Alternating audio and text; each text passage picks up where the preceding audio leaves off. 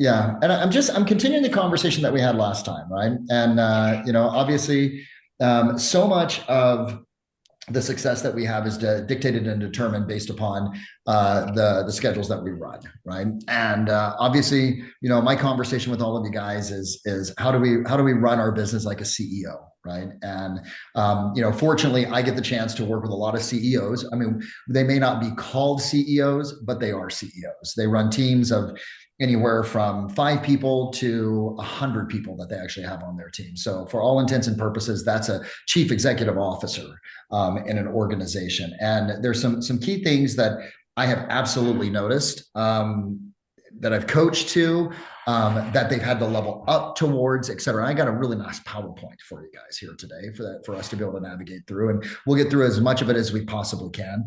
And really, it's this process that first it's an understanding of the numbers, and then after you understand the numbers, it's an understanding of commitment, right? And process. And how do we process our day and how do we get through it? Now, some of this will be a reiteration of some things that I've talked to way in the past for you guys. Some of it's going to be a little bit newer as well too. But like I know for myself, the more that I do, the more my time becomes valuable. The more I have to say no to, the more I need to be able to actually delineate what that no is, right? And for every single one of you that's on this call, like really, what I want you thinking about is your time is worth $500 an hour. I want everyone just to really think about that your billable is about $500 per hour. So let me pull this up really quick. And I'll send this out to you guys afterwards. Let me know if you guys can see that, right? Okay. And we're really diving into what I call the CEO daily playbook, my friends. Okay. And when you think about agents, which we are, and whether you're the CEO of just your one person organization or a CEO of multiple people that are part of your team, you've got to really begin to actually work towards it, act like it, et cetera. And in fact, on the last call, we talked about the importance of having a transaction coordinator, who the people are that you're going to put, the mistake that agents make. Rana, so many agents go, hey, you know what? I'm getting busy. I need to hire salespeople. And in many cases, it's not the hiring of salespeople, it's the hiring of operations staff that's around them. I coach a really powerful young lady. She is just crushing it. I mean, this is a gal that's going through cancer, Nazar, right? Going through chemotherapy for breast cancer. She's so excited because she shows up every single call and she's like, do you like my new wig? Talk about the best, mindset that someone can actually have around that. And she when I got my hands on her and we partnered together, her name's Christina Espinoza, who Nazar you've met. She was earning about $700,000, $600,000 to $700,000 a year. That's not too shabby. First year, she went up to 1.3, 1.4. This year, she's pacing 2.6.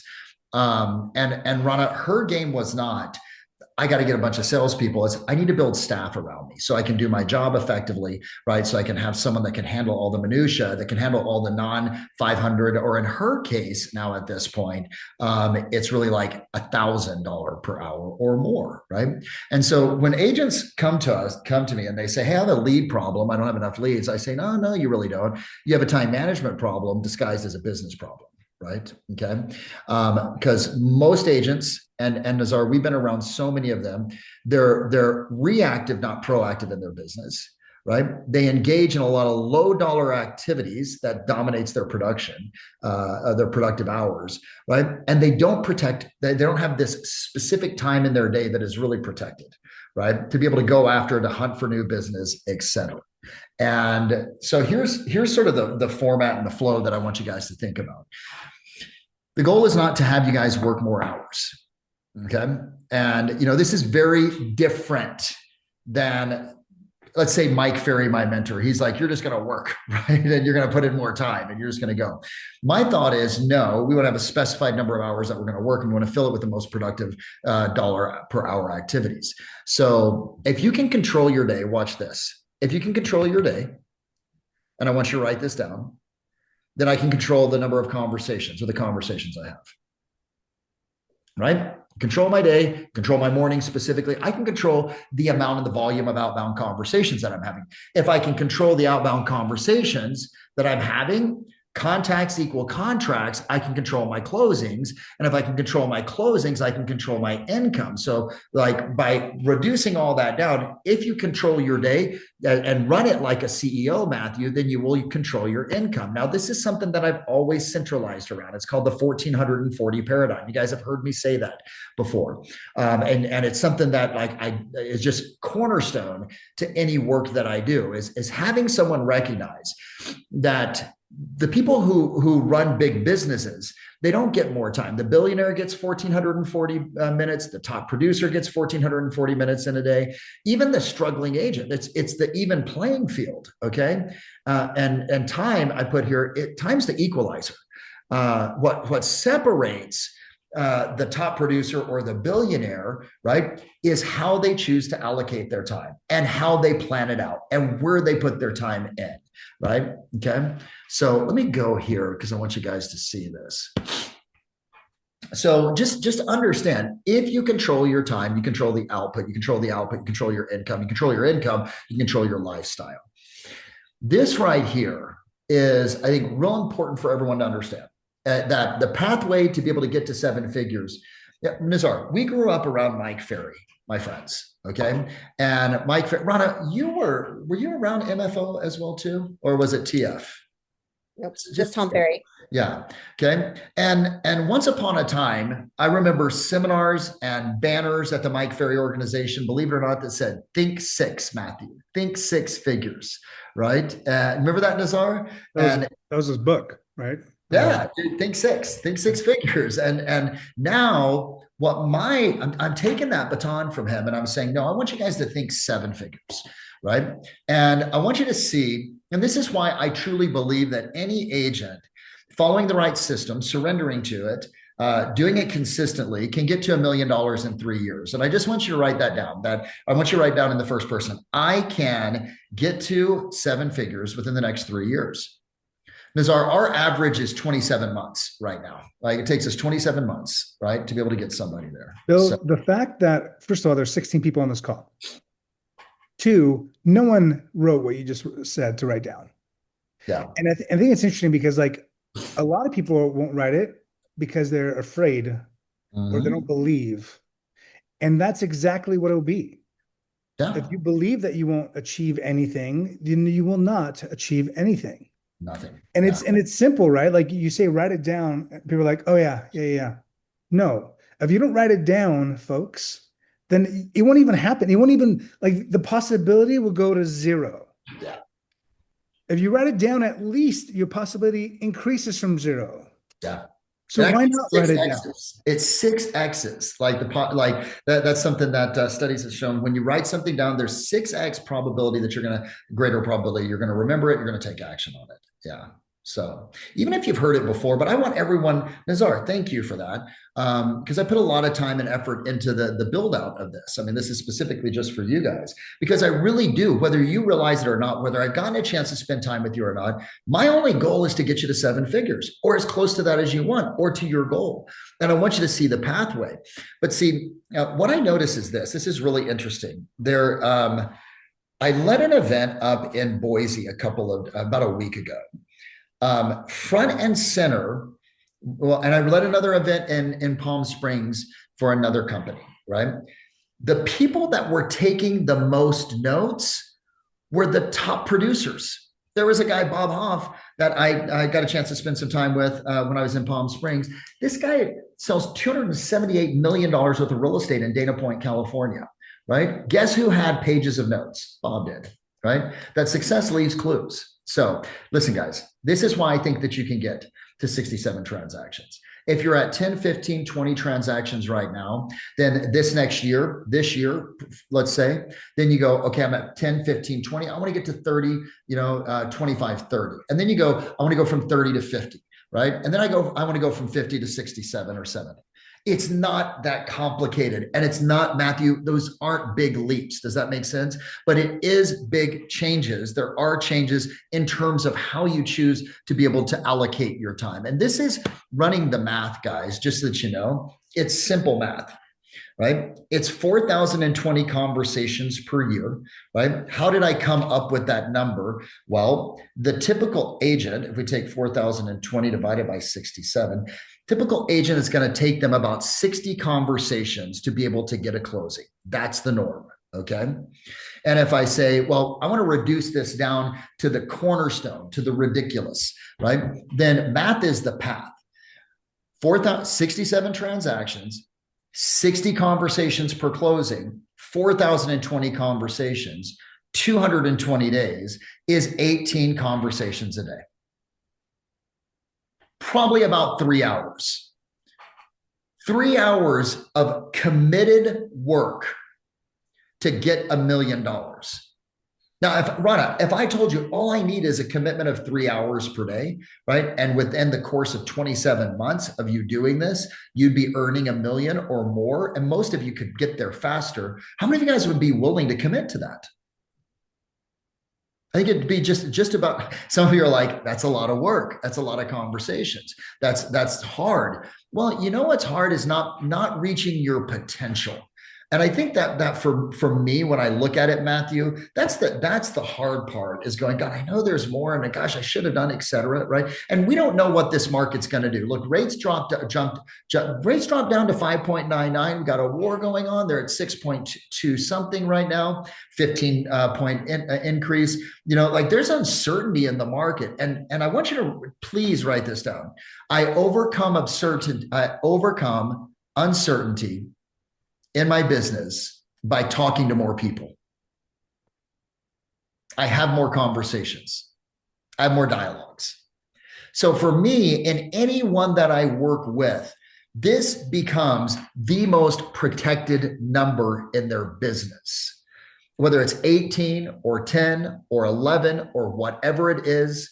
And this is, again, one of the primary reasons to really keep track of your numbers, so you know. I'm giving you a generalized 60 that is the basis inside of our ecosystem, but there are people that do it in fewer calls because they've got more past clients, they have higher lead sources, et cetera. Okay.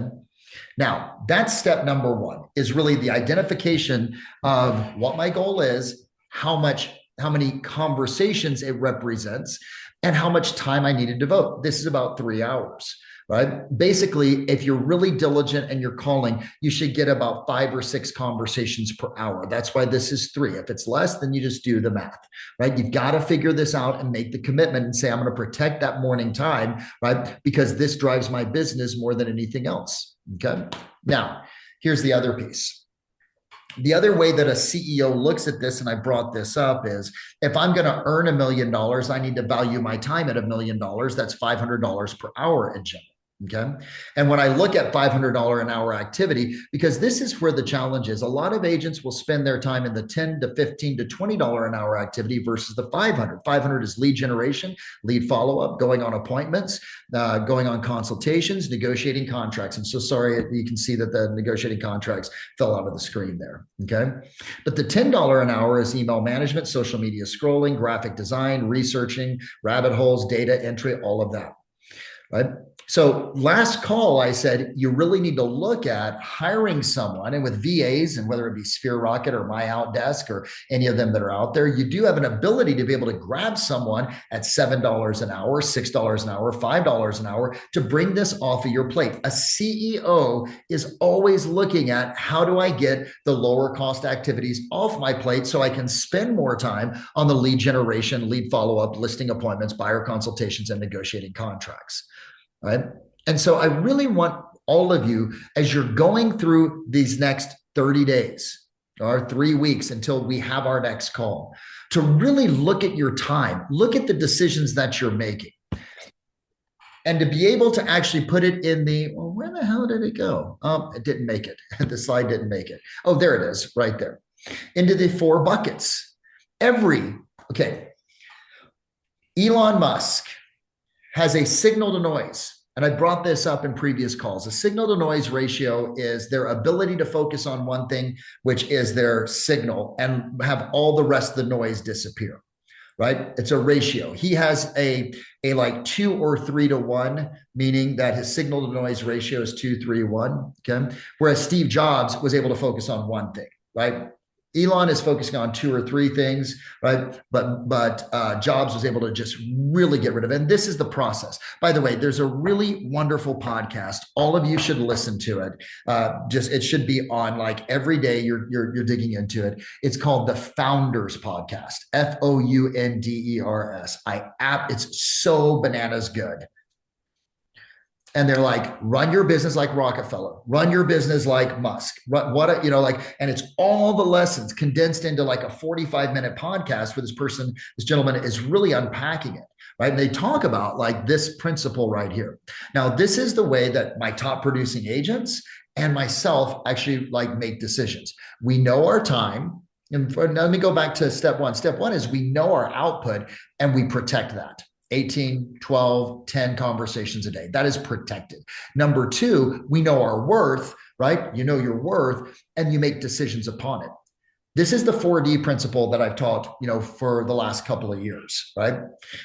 When I'm looking at a task, or when a top producer or a billionaire is looking at a task, right? They've got to make a decision. Is it worth it? Is it not?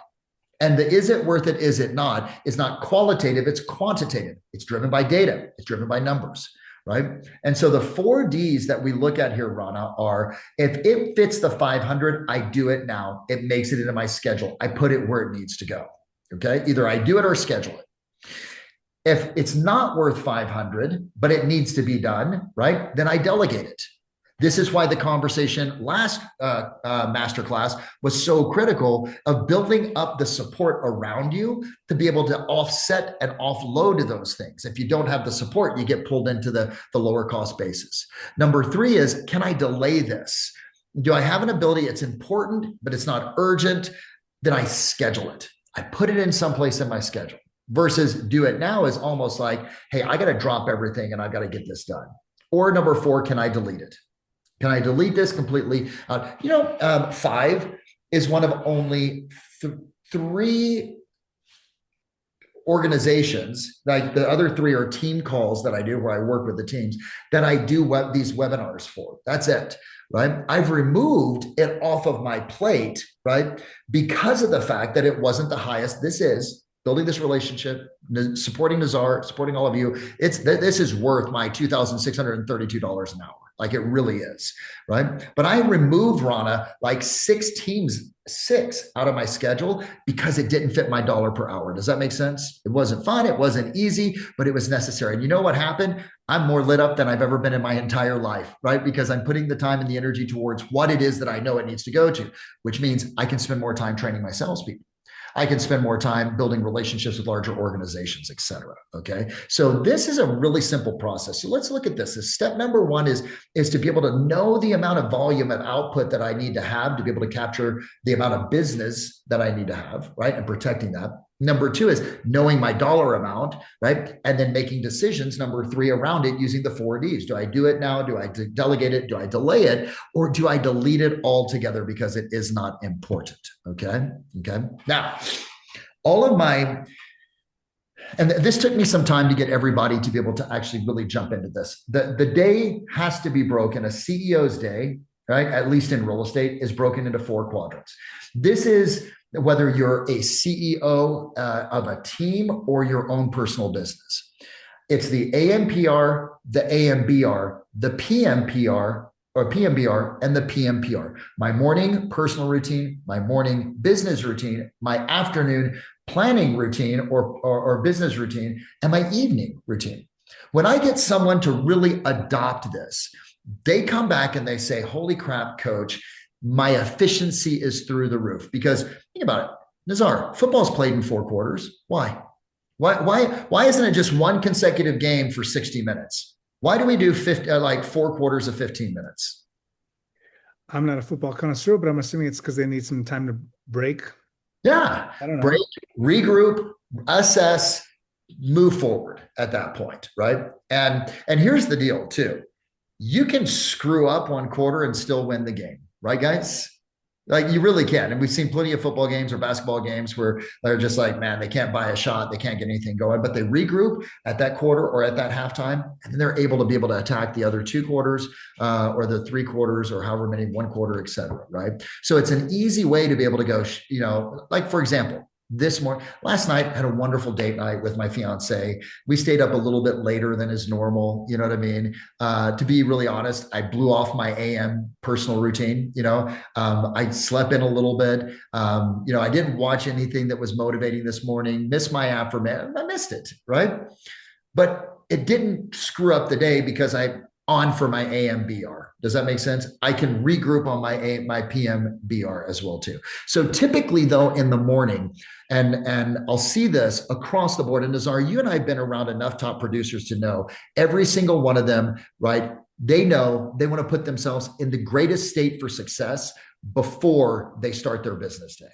They want to get up. They want to get up at a certain time. They want to work out. They want to actually do something that's going to actually motivate and inspire them, et cetera, right? They want to write down, they visualize the success, et cetera, okay? Why it matters. Top producers don't react to the day, they design it. And the AMPR sets your mindset, it sets your energy, it sets your intentions before any client call, any crisis, any call that you need to make can hijack you. Does that make total sense, guys? Right? So that I'm in a better state to be able to manage and handle what it is that I've got going on. Okay. Now we switch over to the AMBR. This is where you guarantee that you're protecting those 18 conversations, 12, 10, whatever the number is based upon your goal. Now, you'll see here, I've got an 8:30 arrive time. I just had this dude from Mike Ferry pop on our huddle. His name's Bernie Gallerati. Bernie said that when he was actively in production, Rana, he was there at 7 a.m. every single morning. Now, you don't have to do that. He chose to do it. But what I will tell you is if this was a real job, you'd be expected to be in the office 8 or 8:30, right? That gives you the time to be able to actually prep, script review, do a little role play on the phone, lead generation block 1, lead generation block 2. If it's 18, you need to have 3 blocks of this, right? This becomes critical and crucial. This is where you let your clients know you can't get a hold of me. I'm in meetings all morning. You prep them, you prepare them. When you take the listing, right? They're clear on that, right? When someone calls you, your voicemail actually says, hey, you know what? I'm in meetings this morning and, I'll return your call at 11:30. If this is something that is urgent, please reach out to my team at this number. Right? If you leave me a message, please know I won't return your call until this time. When you do that, right? Because a lot of agents are so reactive instead of proactively protecting this. And if you're reactive, you're never going to be able to actually, because the busier you get, the more you have to react to. How many of you guys have noticed that? The more things that are thrown your way, the more that's coming towards you, et cetera. Okay. And let me go down here. Okay. So here's, because I've got about another 15 slides, right? Here is what I'm going to recommend for every single one of you, okay? It's going to be really simple, right? If I was coaching you, I would ask number 1, what is your milestone number that you have to hit every day based upon your goal? How many people do you need to talk to? Number 2, what is that schedule from 8 o'clock till 12 o'clock that will guarantee that that happens, that you can block off, block down, tell people not to reach out to you, right? And what are the distractions? You're going to have distractions and really looking at those in advance, but really getting clear on the schedule and doing the best to be able to follow it at least until 12 o'clock. Does that make sense, guys? After 12, I literally could give 2 flying flips, Matthew, because if you do your job from 8 to 12, the afternoon fills in itself. Period. It just does, right? Okay. You want to go to the movies one afternoon? Go to the movies, right? Why? Because eventually what's going to happen is if you do and you protect that number, you protect that volume, right? You're going to have appointments in the afternoon. It is guaranteed. Okay. And then number 3 is this. I need you guys to literally look at that $500 an hour and run the 4Ds when you're making a decision. Do I do it now? Is it worth 500? Do I have someone to delegate it to? Do I delay it and I put it in the schedule for a later date? Or do I just delete it altogether because it isn't important? It's 3 simple moves. Every single CEO, every single team lead that I work with, right? They get this, they operate from it, and they execute on it. Okay, my friends? Now, listen, you haven't heard anything new. The question is, what will you do about it at this point? Okay. What will you do about it? Nazar, as I told you, I got to jump over to something really quick, but I will leave this with you. My friends, this PowerPoint will be sent out to you. I'll get it over to Nazar. You guys can review it. It's really a simple process, but simple doesn't always mean easy. Okay. And this is all driven based upon the desire that you have for the lifestyle you want to live. The lifestyle is reflected of the schedule of your business. I appreciate you guys. Can't wait to see you on the next call. If you need anything, just let me know. Otherwise, crush it until then. Thanks, guys. Take care. Bye-bye. So those that are here, if you can stay on for a second, I want to just kind of go over the things that Bill talked about, and kind of make it make sense for us. A lot of agents I see that have been doing it for a very long time, they pride themselves on being available for their customers, for their clients, for their buyers and sellers. And what ends up happening when you basically carte blanche give your 24 hours that you have, the 1,440 minutes of your day, completely available to any of your buyers and sellers? What ends up happening? What's up happening? What do you guys think? What do you think, John? Run your business. You what? They run your business for you. What else? What else happens aside from them running your business? Well, I mean, it just messes up your day. You can't have any kind of routines because they're not going to have routine where they're going to call you. Yeah. What happens when you can't answer their phone call and they're used to you picking up at their call and being at their beck and call? They get upset. What else do they? What else happens? Disappointed. And Your other customers suffer. that happens too. And what else? What ultimately happens? They find someone else. That's right. There's this agent that's going to be joining Fiv soon, and he works with investors, and he has prided himself on being at their beck and call any time of the day and night. And the time where he's been representing this one customer for a while, this one investor that does a lot of flips and a lot of investing, or building and stuff. And he fired him recently. He fired him because he said, you didn't answer my call when I called you. And so when we set up expectations, so those of us that have kids, you'll relate to this. When your children depend and know that no matter what happens, mom and dad is going to save the day, guess what happens? They take you for what? Granted. They take you for granted. They treat you like garbage because they know that no matter what, mom and dad is going to be there to save the day and is going to be there no matter what, because it's your responsibility. When we set up expectations with our clients, it actually benefits them, and it makes it to where we don't want to go jump off a bridge, because if you get to the point where you're being run around by your clients, then you get burnt out very quickly. You're going to wake up one day and be like, I hate my job. I used to love it, and I hate it now. So when Bill says, make these calls and it's going to take you 3 hours a day, you got to choose your pain, because it is painful to make those calls day in, day out. It's also painful to be so scared of losing that customer or that client that you stress over it. And if things go bad and if they drop you because they fire you, then you've got nothing. And that's a scary place to be. So learning to operate not from a place of fear, but from a place of, hey, abundance. There's plenty of business to go around. If this person wants to treat me like garbage, I do not need to work with that individual. If this person wants to call me at 11 o'clock at night, every single night, or whenever they think is convenient, and they expect me to drop everything I've got to help them answer their life-threatening question that they have, that's not the type of client I want to work with. The person or the power that you get is by creating more opportunities day in, day out. Because the life cycle, or the cycle that most agents go through, is they work hard to get a client, and then they squeeze that client, they work with that client, they nurture that client, they do all those $10 an hour responsibilities for that client, and then they sell that home, they get paid, and then they look back and be like, uh-oh, I've got no one else to work with. And they get stressed out. And the yo-yo effect of, you're on a high because you've got a client you're working with, you're under contract, and then the low is, uh-oh, I've got nothing going on, nothing in the pipeline. It's a scary place to be. It's a stressful type of business.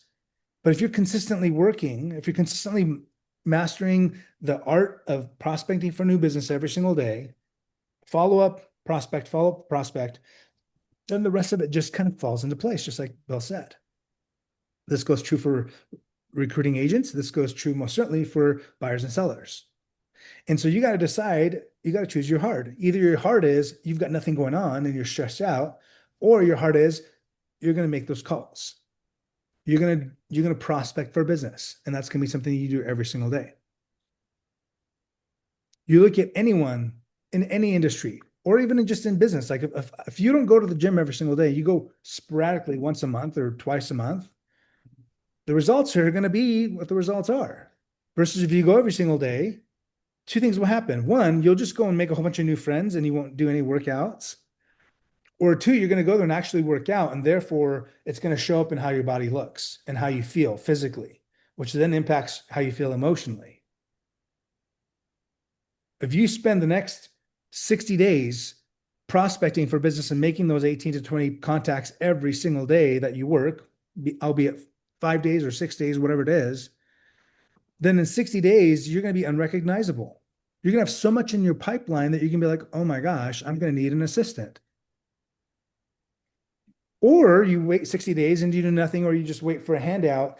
And if it comes, it comes. If it doesn't, it doesn't. You are at the beck and call of whatever is around you. So my invitation to you is to choose your heart. And if you want to have success, right? Money is the root of all evil. That people say that it's not the money that's the root of all evil. It's how you think of it, how you use it, right? Like money is a resource to be able to accomplish whatever that you want, either good or bad.